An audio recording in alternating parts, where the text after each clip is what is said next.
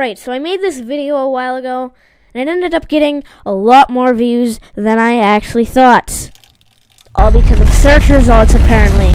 But I got a lot of questions on that video, such as this one by Goofball180, who says, how do you link the controller? So, today I'm going to be showing you that. So to start off, you're going to want to go into your settings by hitting your start menu and your settings button. Now, you're going to want to hit devices and then hit add Bluetooth or other device. Now, don't look at this saying Xbox controllers. You're going to want to hit Bluetooth.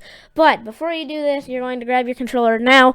But before you click on this, you're going to want to turn on the controller just by holding this down. When the light turns on, then you know it's on.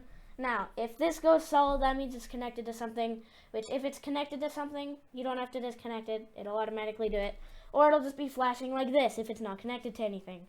Now, what you're going to want to do now is you're going to want to click this little button right here. You see it? That button. Going to hold it until the light starts flashing much faster. And then you're going to want to hit Bluetooth. And then you will see Xbox wireless controller. Now I have another one, but you probably will only have one.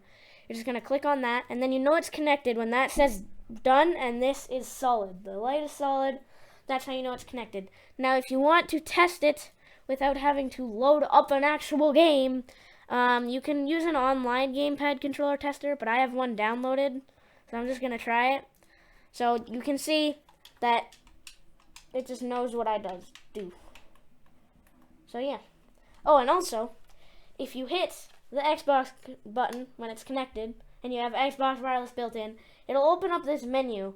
And you can do the same thing just by hitting WinG, and it'll do the same thing, but yeah, it has a lot of really cool stuff, and yeah, I hope you liked the video, and I hope it helped you.